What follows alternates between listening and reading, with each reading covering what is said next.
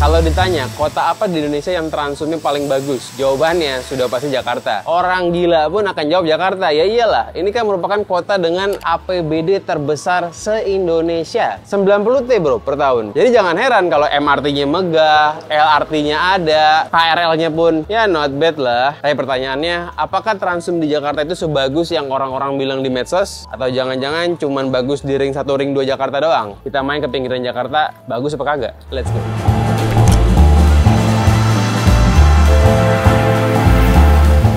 Gue lagi di Klender. Klender ini ya pinggiran Jakarta, iya juga sih. Nah kenapa gue ke Klender? Karena gue pengen ketemu teman gue nih. Gue pengen ke pool angkotnya teman gue. Teman gue ini merupakan seorang pengusaha angkot. Yes, buat yang belum tahu, angkot di Jakarta itu bukan punya pemerintah. Angkot di Jakarta itu punya swasta. Bis TJ, angkot, itu semuanya yang sudah gabung ke pemerintah nih, sudah gabung ke PT TJ, itu punya swasta. Cuman sudah distandarisasi oleh pemerintah. Ya sekarang kan angkot mantep. Kalau yang udah gabung ke Jaklingko nih ya, udah nggak ngetem, bayarnya gratis. Cuman ya apakah udah perfect ya? Belum. Lihat nih ya, di stasiun Klender aja yang merupakan titik banyak orang naik turun transum, khususnya Mikrotrans, haltenya kayak begini. Ini halte apa ini? Cuma ada tiang doang gitu loh. Padahal ini kan stasiun. Pertanyaannya kalau bukan stasiun pasti kan lebih parah lagi. Jawabannya enggak sih. Semuanya begini. Semuanya ya kagak jelas begini doang. Dan parahnya di Klender ini ya. Ini kalau sore buat berdiri susah. Karena kalau sore ada PKL dagang di mari. Akhirnya orang-orang yang mau nungguin angkotnya mesti diri di jalan. Dan panas. Ya kalau gue mana kuat kena panas. Iya enggak? Tapi nggak apa-apa. Zaman sekarang nggak usah nunggu pemerintah. Pemerintah nggak bikin tudungan. Kita pakai namanya wadem. Ini bikin adem. Lu semprot sekali ke badan lo. Buset, kayak pakai AC Gri, merek Gri tuh, merek Gri tuh merek bagus bukan tuh? Ya itulah pokoknya. Ini cooling spray, kalau lu pakai badan lu auto dingin. Jadi nggak penting lu nungguin tudungan dari pemerintah, nungguin angkot AC, nggak perlu. Pakai wadem.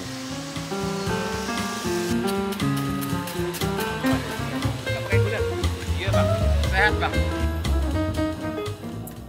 Jangankan halte Mikrotrans, halte TJ aja tuh di pinggiran-pinggiran Jakarta, di Jakut, di Cakung, banyak yang jelek. Nggak dibenerin. Pemerintah malah milih buat bikin halte-halte percontohan di ring 1. Ya gue paham sih, ring 1 itu kan emang mesti bagus, karena itu kan mukanya Jakarta.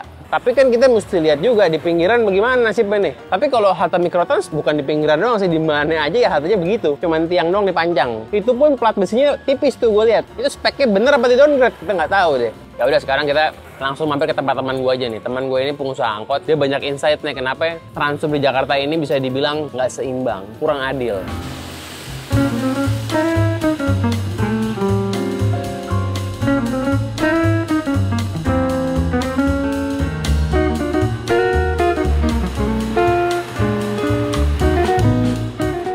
Tahu berapa pengguna transum di Jakarta? Kalau lu tanya berapa total pengguna transum keseluruhan nih gabungan KRL, LRT dan lain-lain, gua nggak tahu karena datanya nggak ada. Tapi kalau tanya gua spesifik perusahaan BUMD PT TJ, gue tahu jawabannya. PT TJ itu menaungi bis TJ dan juga Mikrotrans. Pengguna harian mereka itu per harinya rata-rata 1 juta orang. Terdengar banyak, tapi 1 juta orang itu kan dibandingin populasi kita jauh banget ya. Populasi kita itu 10 juta. Itu baru Jakarta, belum Bodetabek. Jadi ya pengguna harian 1 juta itu sangat sedikit. Dan kalau lu bandingin sama target ambisius mereka itu menargetkan di 2 tahun lalu, pengennya tahun 2025 punya pengguna harian 4 juta orang. Which is jawabannya sangat jauh dari target. Nah kira-kira kenapa target pengguna harian mereka itu nggak pernah tercapai? Kalau mau ngomongin simpelnya, kenapa pengguna transum kita itu nggak naik-naik persentasenya gitu ya, naik tipis-tipis? Jawabannya karena feedernya itu buruk. Dan sekarang gue lagi di pool angkotnya teman gue nih. Kita bakal ngobrol sama dia nanti. Kita bakal ngomongin lah soal perangkotan di Jakarta. Jakarta itu merupakan kota yang tidak seperti Tokyo. Tokyo itu dimanapun lo tinggal, bisa dibilang hampir dimanapun lo tinggal di Tokyo kotanya nih ya, jalan nggak nyampe sekilo pasti ketemu stasiun. Di Jakarta nggak begitu. Stasiun di sini nggak banyak. Jadi banyak orang yang tinggal jauh dari stasiun. Banyak orang yang tinggal jauh dari halte TJ yang besar. Nah jawabannya kalau mau banyak orang naik transum adalah memudahkan mereka untuk sampai ke stasiun, memudahkan mereka untuk sampai ke halte TJ yang besar-besar. Nah jawabannya itu pakai feeder. Feeder itu kalau di Jakarta jawabannya angkot. Nah, kalau kita ngomongin feeder di Jakarta itu namanya Mikrotrans. Masalahnya, tidak semua orang mau naik feeder. Kenapa? Karena Mikrotransnya busuk. Kalau kita ngomongin MRT itu bagus. Gue sebagai pengguna mobil, naik MRT itu berasa upgrade. Begitupun TJ dibandingkan dengan mobil gue ya bagusan TJ lah. TJ itu harga per unitnya kalau yang listrik 5 miliar bro. Dulu pakai bis Congtong, sekarang pakai bis BYD. Tapi kalau Mikrotrans, bro, I'm downgrading bro kalau naik Mikrotrans. Jadi ya, kebanyakan orang itu nggak mau naik feeder Karena feedernya busuk. Mikrotrans ini selain armadanya itu kalah dibanding bis TJ, kan jumlah penumpangnya juga sedikit tuh muat slotnya. Udah gitu munculnya jarang-jarang. Akhirnya kalau gua nunggunya kelamaan kalau jam pulang kerja. Kan nggak enak. Bang, lu goblok ya? Mikrotrans itu kan gratis. Lu nggak bayar nggak bersyukur lu. Itu buat masyarakat bawah, Bang. Kalau misalnya mau dibagusin nanti bayar dong. Goblok lu. Lah, yang namanya Transum itu harus inklusif. Inklusif itu nggak cuma buat orang susah doang. Lu naik MRT, kalau lu orang kaya lu nyaman. Kalau lu orang nggak punya duit, lu nyaman juga. Kenapa? Karena di Jakarta lu naik MRT itu gratis kalau lu nggak punya duit. Iya, anak sekolah, lansia, ada 15 golongan tuh, gue lupa siapa aja. Inklusif. Yang miskin bisa naik, yang kaya juga bisa naik nyaman. Nah, Mikrotrans ini buat orang yang punya duit itu nggak nyaman, ini belum inklusif. Jangan bilang 0 rupiahnya. Lu kalau mau bikin transumnya bagus, bikin inklusif, termasuk buat orang yang berduit juga. Begitu, kalau nggak sampai kiamat orang berduit nggak mau naik Mikrotrans. Mikrotrans ini diposisikan sama Pemda Jakarta seakan-akan nih ya, sebagai transportasinya orang susah. Ya gimana, susah lah kalau begitu. Ya makanya ada banyak orang yang kayak gue bawa mobil ke tempat parkir buat naik MRT. Tapi buat orang yang nggak bisa bayar parkir MRT-nya, mendingan sekalian bawa mobil ke kantor aja. Karena kalau gue nih ya, bayar parkir MRT itu mahal. Ya kalau gue kan jualan wadem, duit gue banyak. Nah, yang nggak banyak gimana? Mendingan sekalian parkir di kantornya aja daripada tambah bayar MRT 20.000, kan begitu. Kita kan mesti hitung-hitungan gitu loh. Nah, kalau ada feeder yang mantep, itu kan jos gitu loh. Kalau kita ngomongin Transum, itu ada konsep namanya first mile dan juga last mile. First mile itu simpelnya adalah bagaimana cara lu berangkat dari rumah lu nih ya, ke stasiun keberangkatan. Nah, kalau last mile selanjutnya tuh, gimana caranya lu berangkat dari stasiun kedatangan ke kantor lu. Nah, orang Indonesia selama ini kebanyakannya first mile, last mile-nya itu yang paling gampang naik ojek, naik Gojek, naik Grab no. Dari rumah berangkat ke MRT naik Gojek, nyampe stasiun kedatangan naik Gojek lagi. Nah, cuman naik Gojek ini kan mahal. Naik Gojek nggak murah. Kadang-kadang kan ceban 20.000, 25 kalau tiap hari, kalau pulang pergi kan mahal juga. Nah, itu yang bikin orang enggan naik namanya Transum. Karena mending bawa motor, isi bensin sendiri lebih murah. Kan begitu. Atau bahkan bawa mobil, bisa begitu kan. Nah, first mile, last mile ini di Jakarta sebenarnya secara konsep udah bagus. Ada namanya Mikrotrans. Mikrotrans ini kan feeder. First mile, last mile tuh feeder tuh namanya. Pakai feeder. Harganya gratis. Mantep. Nah, sebenarnya secara konsep bagus tuh. Udah seharusnya sudah membuat orang mau naik Transum, tapi karena feedernya busuk, ya akhirnya belum semua orang mau naik feedernya kan gitu. Nah, masalahnya kalau di Jakarta ini bis itu bukan feeder. Karena kalau di Jakarta ini bis itu sebenarnya kebanyakan jadi trayek transportasi utama, penggantinya kereta, karena belum ada kereta banyak kayak di Tokyo. Jadi kalau lu naik, katakan misalnya Pinang Ranti Pluit, itu bukan feeder tuh, itu kan TJ jarak jauh. Itu merupakan ya Transum utama, feedernya ya Mikrotrans, yang lokal-lokal aja, yang looping-looping muter-muter di daerah lokal aja. Bro Dev, jadi ini punya lu nih poolnya?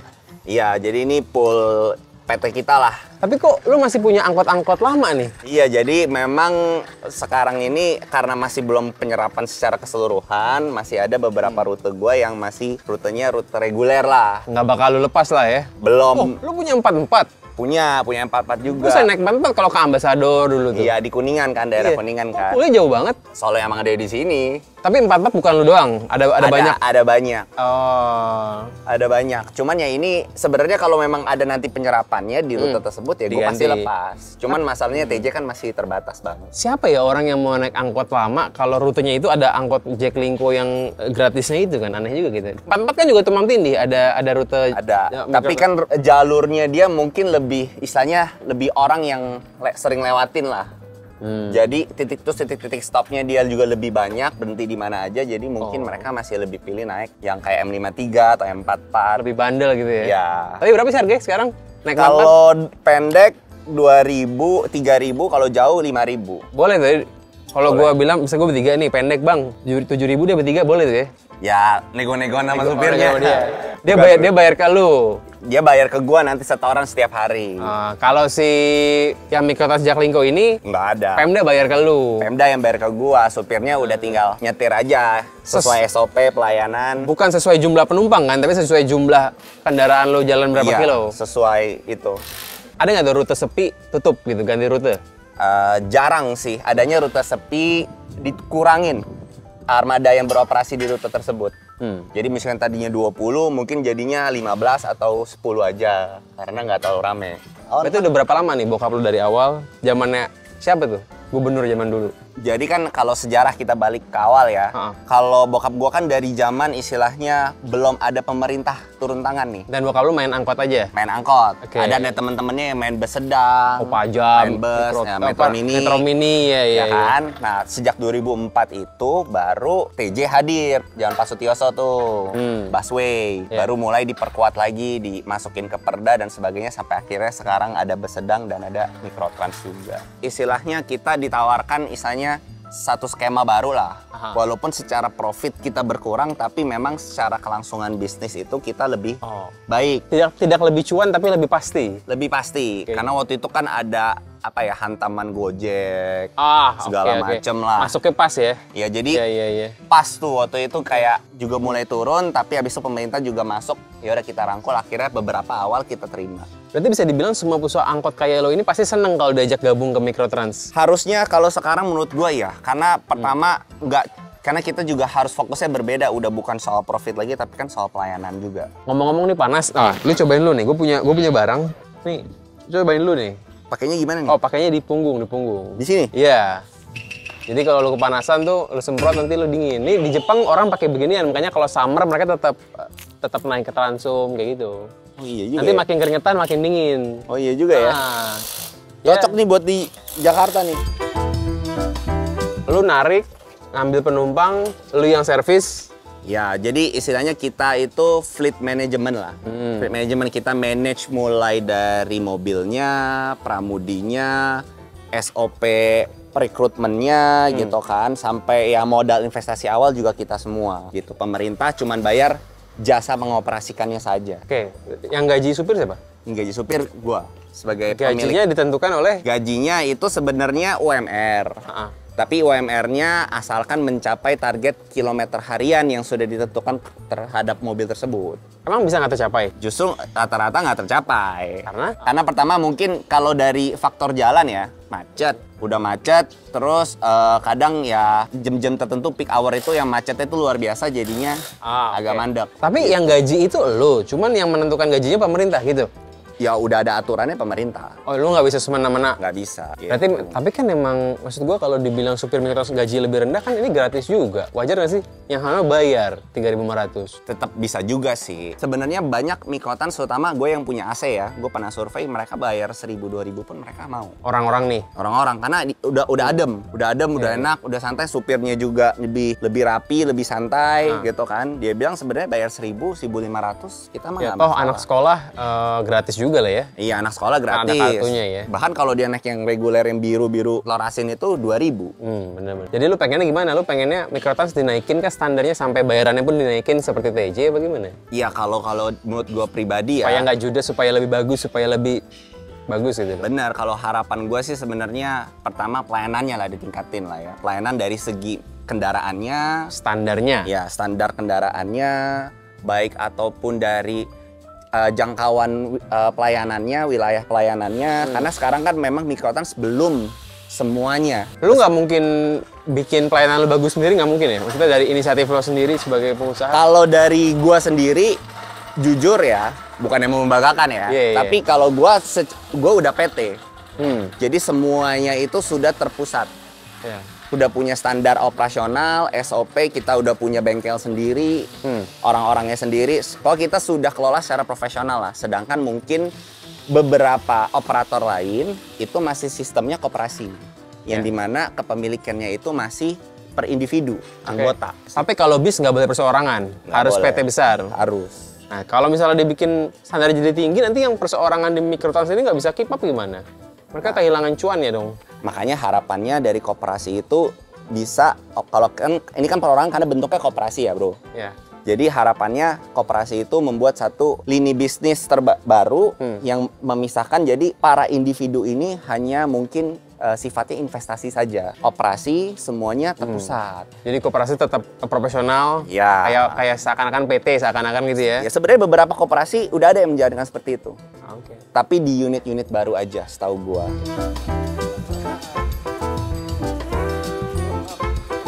Nah, lu rasain deh. Ini angkot AC ya? AC. Terakhir gue naik angkot AC itu pengep, nggak enak. Masa sih? Bukan punya lu, punya bukan gua. punya lu. Kalau punya gua pasti dingin. Punya yang perseorangan kali ya. Iya. Gua nggak tahu juga sih. Nah, kita coba lah, kita coba. Coba. Lu Yuk. anggap Pramudi Mikrotrans. Wah, Gua gila. penumpang. Wih, gila, pertama kali nih gua jadi supir angkot. Mantep Iya, ini. Wah, ini Pramudi baru nih. Iya. Bro Gamal bayarnya mahal nih. Wah, tapi beneran adem loh ini. Adem kan? Ini bohong atau beneran nyala? Beneran nyala Oh, ini. beneran nyala. Tuh. Ini beroperasi di mana? Yang ini nih. Ini Jak 86 Rawamangun Manggarai. Gue tes dikit nih, boleh ya? Boleh. Kopling sebelah kiri apa sebelah tengah? Kiri, paling kiri lah. Oh, paling kiri ya, bercanda gua. Itu ada limiternya ya? Enggak ada. Cuman kita kalau 50 dia bunyi. Berarti ini tuh netral di sini. Iya. Sorry nih kalau nabrak. Mana? Kok begitu sih? Oh, sorry. Ih, jago gua. Tapi lu pernah naik angkot gak sih sebagai pengusaha angkot sebenarnya? Mikrotrans, lu kemanapun gitu, kayaknya nggak pernah kan? Kalau gue saya pribadi nggak pernah. Tapi kalau buat dalam rangka uji coba, survei ya pernah. Oh enggak, maksudnya dalam kondisi normal sehari-hari, pernahkah lu naik angkot untuk ke tempat tujuan lu? Nggak pernah. Kenapa ya? Pertama, ini yang memang gue sering gaungkan juga ya, suarakan juga ya. Integrasi antar modanya masih kurang. Apalagi gue tinggal di barat kan. Oke. Ya gue tinggal di barat itu, ya transportasinya muter-muter di situ aja. Gue berhenti di mana, mau pindah kemana laginya itu jauh-jauh Tadi semua. lu bilang lu punya di barat kan, Pul? Ya. Oh, kalau ke restoran itu makan, misal lu kan tinggal di Puri nih. Misal mau makan di restoran di Puri, bisa dong naik Mikrotrans? Kalau makan restoran di Puri, kalau restoran Puri gue mending jalan kaki karena nunggunya lama. Oh, oke. Karena nunggunya lama terus kendaraannya mobilnya ya kalau udah kayak begini semua mungkin masih lebih enak. Kalau nggak Tapi nyaman. ini mobilnya masih kebanyakan nih di sebelah sana wah. Tapi ini beneran enak sih, jujur. Nah, Selama ini gue tuh ogah naik Mikrotrans karena menurut gue bukan buat gue gitu.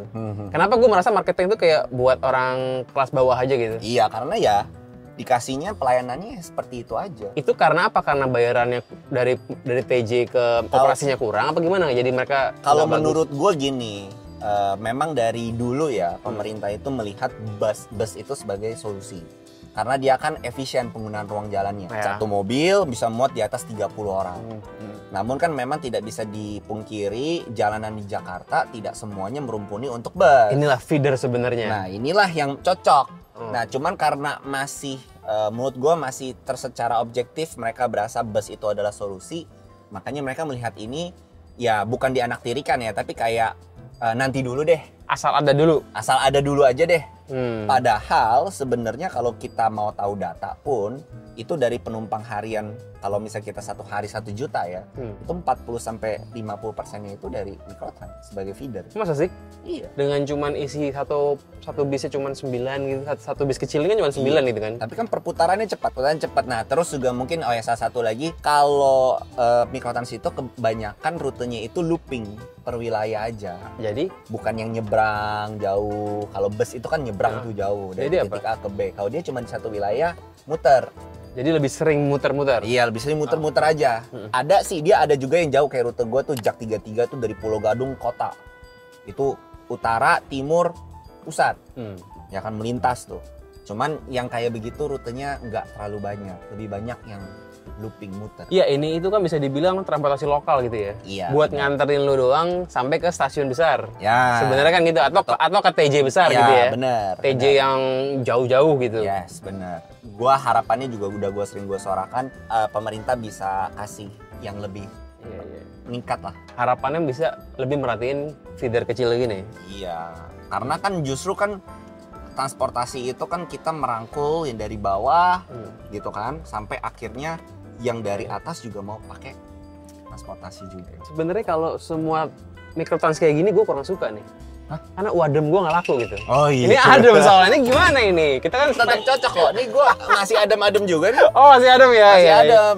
Tapi kalau isi full masih dingin nggak? Ini kan kita berempat doang nih. Dingin. Masih dingin? Dingin. Kan kita ada SOP-nya, BTU-nya berapa? 25 derajat. BTU apa BTU? Aduh, gua juga nggak tahu tuh. Body temperatur apa tuh? Iya, pokoknya itulah ya. seperti itulah.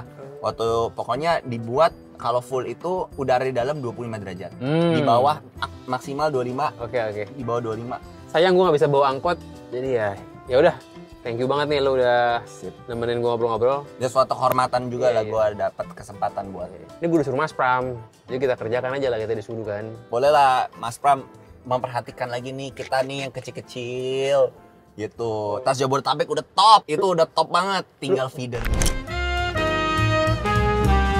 Di Jakarta ini bahkan belum semua angkot menjadi mikrotrans. Masih banyak yang jadi angkot-angkot lama. Tahu nggak apa alasannya kenapa masih ada angkot-angkot yang belum jadi mikrotrans? Jawabannya bukan karena supirnya nggak mau. Supir angkotnya, pengusaha angkotnya mau semua gabung ke mikrotrans. Tadi kan dia bilang, lebih sustain. Tapi budgetnya TJ belum punya, anggarannya belum ada. Nah kan lucunya dibanding nyerap mikrotrans supaya terserap semuanya di Jakarta kayak TJ kan bagus tuh. Udah seluruh Jakarta bisa pakai TJ, udah bagus. Mikrotrans belum. Nah dibanding dia nyerap mikrotrans, bikin halte mikrotrans, mereka malah bikin halte-halte grande, bikin pengadaan bis-bis listrik yang grande. Bis listrik bagus, tapi apakah urgen? Jawabannya sih menurut gua banyak yang lebih urgen. Ring 1 selalu diperbagus, tapi ring 7 jelek kan? Kalau orang di ring 7 transumnya jelek, gimana dia mau berangkat kantor yang kantornya itu di ring 1? Kan dia bingung. Di rumahnya di ring 7, itu transumnya nggak ada. Mau ke kantor ya gimana caranya kan gitu. Akhirnya macetnya di ring 5, macetnya di ring 4, kan begitu. Teorinya itu, logikanya itu begitu logikanya. Nah ini karena kalau menurut gua nih ya, ini karena mentalnya mental project grande, mental project mercusuar. Demennya itu nganggarin yang gampang diberitain. Dan kenapa di ring 1? Karena kalau di ring 1 ya pasti kan lebih grande. Karena emang kita tuh jeleknya di feedernya, di first mile last mile-nya.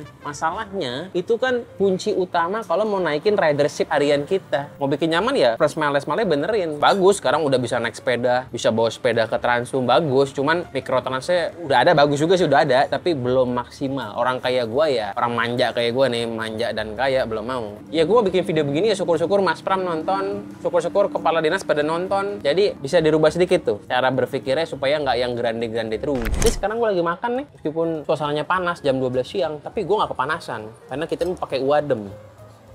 Sekali semprot, wih. Sebenarnya yang gua semprot tadi itu masih berasa dingin, tapi kita semprot lagi dah. Nah, lo kalau mau gue sering-sering bikin video turun ke jalan nih ya, ini butuh duit nih. Jadi ya lo support gue lah, lo beli wadem lah. Ya meskipun gue orang kaya tapi kan AdSense gue nggak nutup ya. Ini nyesek juga kalau gue nambah tim kan. Ya lo tau lah, gue tuh jarang upload karena kurang editor ini. Gue kan nggak kayak Ferry Irwandi yang bisa ngedit sendiri ya. Gue mah orang culun gue. Kalau gue bisa ngedit pasti lebih cepet, tapi gue nggak bisa ngedit. Ya udah kalau lo mau beli wadem nih ya, ini cek linknya di deskripsi. Ini tolong bantu lah. Adios, famos, sampai jumpa lagi. Oh jangan lupa shorts gue upload tiap hari tuh. Pantengin shorts.